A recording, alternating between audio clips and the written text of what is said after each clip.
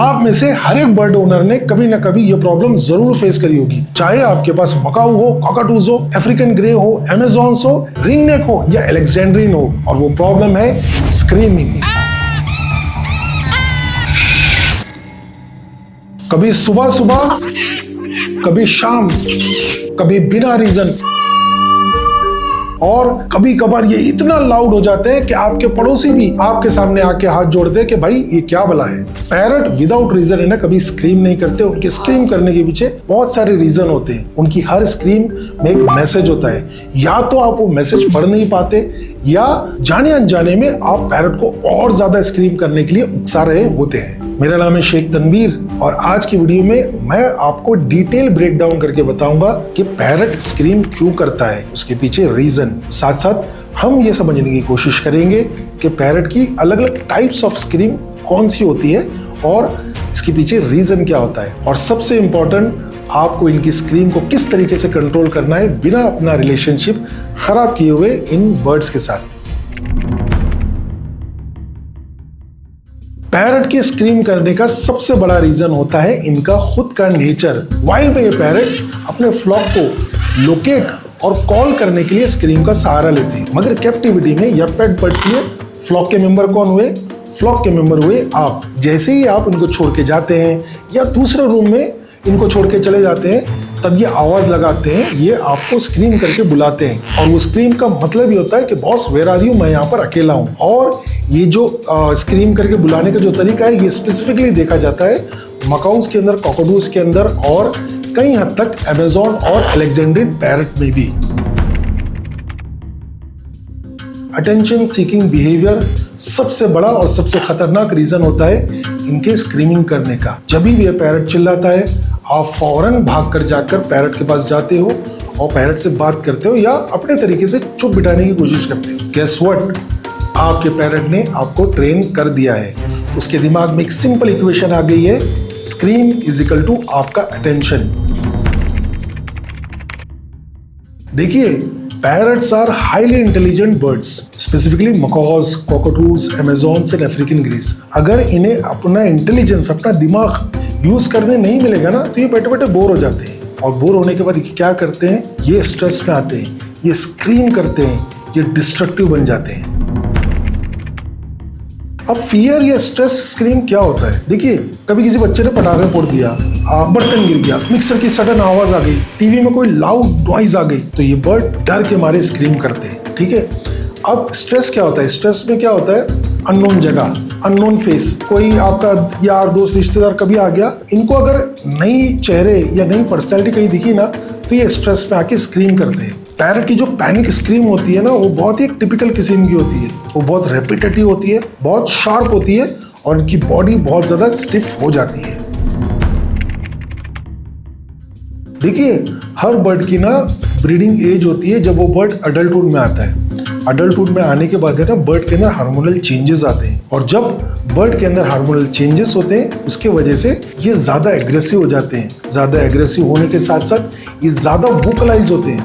अपने opposite sex को रिझाने के लिए या अट्रैक्ट करने के लिए ये ज्यादा वोकलाइजेशन करते हैं, और ज्यादा वोकलाइजेशन की वजह से ये ज्यादा स्क्रीमिंग भी करते हैं। और ये बिहेवियर स्पेसिफिकली देखा गया है रिंगनेक के अंदर, अलेक्जेंड्रिन के अंदर और अमेज़न्स के अंदर। देखिए, ये सबसे इग्नोर्ड रीजन होता है कि हम लोग ना बर्ड की प्रॉपर तरीके से हेल्थ की ट्रैकिंग नहीं करते। अगर आपको पता है कि यार आपका बर्ड नॉर्मली क्वाइट रहता है, मगर सडन चिल्लाया, तो क्या उसको कुछ चोट लगी है या कुछ इंटरनल इंजुरी हुई है, पैर में केज में इसका पैर फंसा है या कहीं इसको चोट लगी है, तो आपको आपके बर्ड पे ना एक बच्चे जैसी नजर रखनी पड़ती है। बच्चा कभी कभार, छोटा बच्चा खेलता है, अचानक रोना स्टार्ट करता है, भाग के जाके देखते हैं ना, उसी तरीके से अगर आपका पैरट क्वाइट है मगर सडन उसने नॉइस करी है या कुछ करी है, तो उसको हेल्थ इशू हो सकते हैं, और आपको ये सारी चीजों पे नजर रखनी होगी। अब मैं आपको ना एग्जांपल्स के रूप दिखाता हूं कि इनकी अलग अलग तरीके की स्क्रीम्स कैसी होती है, ताकि आपको एक फेयर आइडिया हो जाए कि आपका पैरट किस तरीके की स्क्रीम कर रहा है।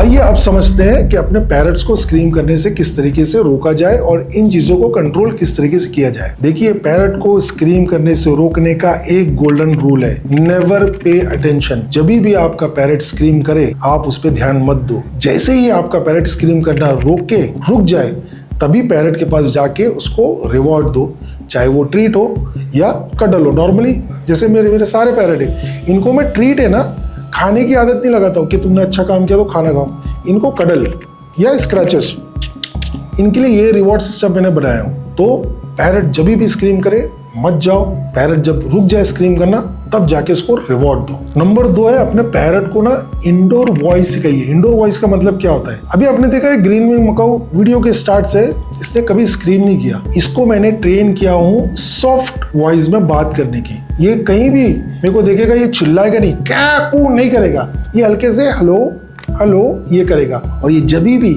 सॉफ्ट वॉइस में बात करता है ना तो मैं इसको रिवॉर्ड देता हूँ, ताकि इसके दिमाग में आए कि मैं अगर सॉफ्ट स्लो आवाज में बात करता हूँ ना तो मेरे को कडल्स मिलते हैं। अगर आपने नोटिस किया होगा इसने जरा से भी आवाज नहीं निकाली, क्योंकि इसका रिवॉर्ड मुझे पता है। इसको मेरे को रिवॉर्ड सिर्फ गले लगाना है और इसको स्लो से ऐसा करना है।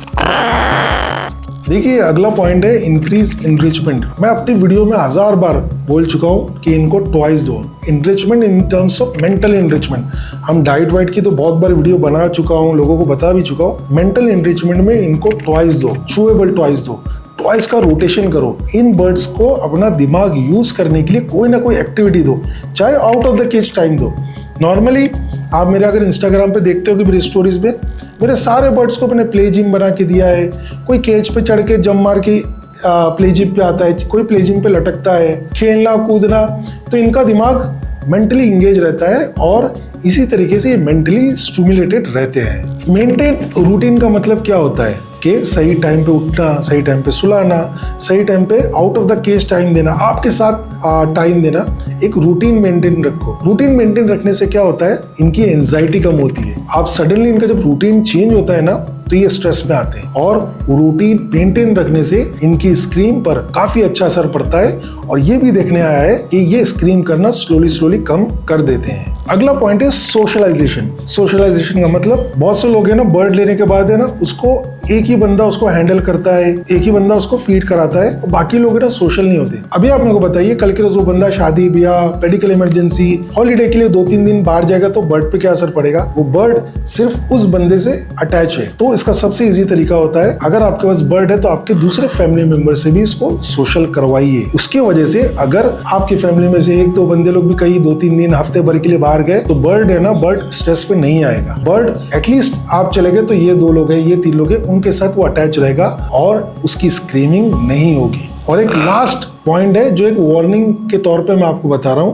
पैरट कभी भी स्क्रीम करे ना तो उसको आप पनिश मत करिए या शाउट बैक मत करिए। वो चिल्ला रहा, आप चिड़ी में आके बोले यार चल चुप बैठ, तुम भी चिल्ला रहे हो, वो भी चिल्ला रहा है, बर्ड है ना और स्ट्रेस में आता है। बर्ड है ना, बर्ड का ट्रस्ट ब्रेक हो जाता है, बर्ड को डर बैठ जाता है वो आदमी, वो बंदे से। वो जब भी इसको देखेगा एज अ थ्रेट देखेगा, ठीक है? तो आप है ना उसको और स्ट्रेस में डाल के और स्क्रीम करने के लिए जाने अनजाने में ना आप उसको स्क्रीम करने के लिए उकसाते हो। तो कभी भी पैरट को पनिश नहीं करना और शाउट बैक नहीं करना। तो याद रखिए, पैरट का स्क्रीम प्रॉब्लम नहीं है, एक कम्युनिकेशन है। आपको वो कम्युनिकेशन समझने की जरूरत है। पैरट स्क्रीम क्यों करता है और उसके पीछे रीजन क्या है और वो रीजन के सोल्यूशन क्या है, उसके लिए आपको अपने आप को एजुकेट करने की जरूरत है। तो मिलते हैं अगली वीडियो की तरफ, तब तक कीप लविंग योर बर्ड्स।